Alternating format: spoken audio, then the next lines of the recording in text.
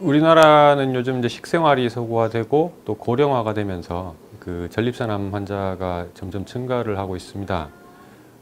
특히 우리나라 전립선암 환자들은 서양 환자들에 비해서 전립선암의 악성도가 더 높고 진단 당시에 좀 더 이제 많이 진행이 된 경우가 많습니다. 그래서 전립선 학회를 비롯해서 비뇨기과에서는 50세 이상인 남자분들은 매년 한 번씩 PSA라는 전립선암 선별 검사를 하시는 것을 권장을 하고 있습니다.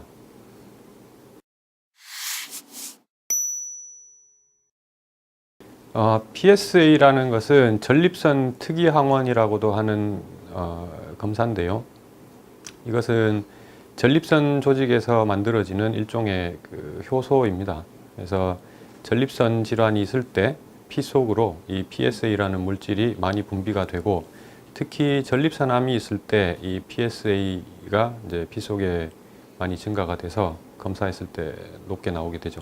그래서 PSA 검사를 통해서 전립선암을 조기에 발견하고 선별 검사하는 데 도움이 되게 됩니다.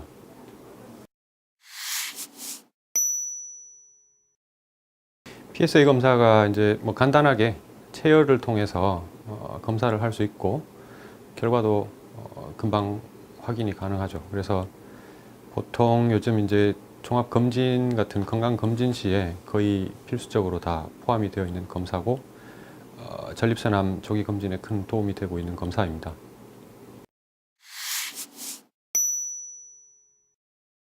PSA 검사를 해서 이제 PSA가 높게 나온 경우에 전립선암을 의심을 하게 되고, 그래서 보통 전립선 조직 검사를 해서 전립선암이 진단이 되게 됩니다. 그래서 조직 검사에서 전립선암으로 확인이 되면 그 다음에는 전립선암이 어느 정도 진행이 된 상태인지를 확인하기 위한 몇 가지 검사들이 필요합니다. 즉 병기를 확인하기 위한 검사인데요.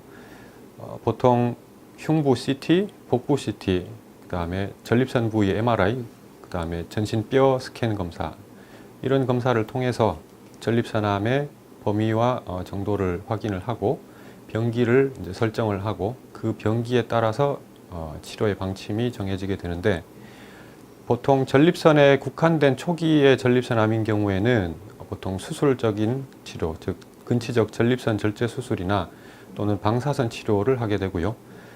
전립선에서 좀 전립선을 벗어나서 주위에 침범이 있는 경우에는 수술이나 방사선, 또 호르몬 치료 등을 이제 병행을 하는 그런 치료를 하게 됩니다.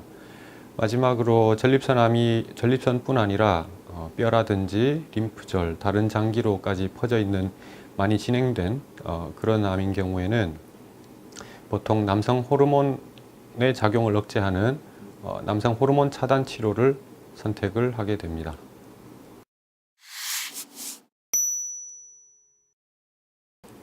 되게 환자분들이 그런 걱정을 많이 하시는데, 뭐 비록 전립선에서 생기는 질환이긴 하지만 전립선 비대증과 전립선염 그리고 전립선암은 전혀 서로 다른 별개의 질환입니다. 그래서 전립선 비대증이 있으시다고 해서 이게 뭐 세월이 지나면은 전립선암으로 바뀐다든가, 뭐 전립선염이 자꾸 있다 보면은 전립선암이 된다든지 그러진 않습니다. 그래서 전립선 비대증이 있다고 해서 걱정하실 필요는 없습니다.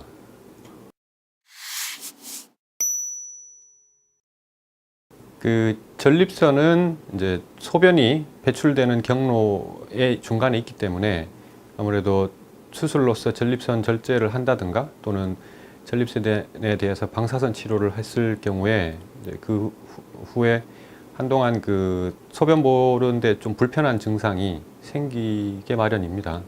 그래서 보통 수술 후에 일정 기간 동안에 소변 조절이 잘 안 되는 요실금이 생긴다거나, 또는 소변이 너무 자주 마렵다든지 소변 볼 때 통증이 있다든지 뭐 이런 등등의 증상이 생기고요.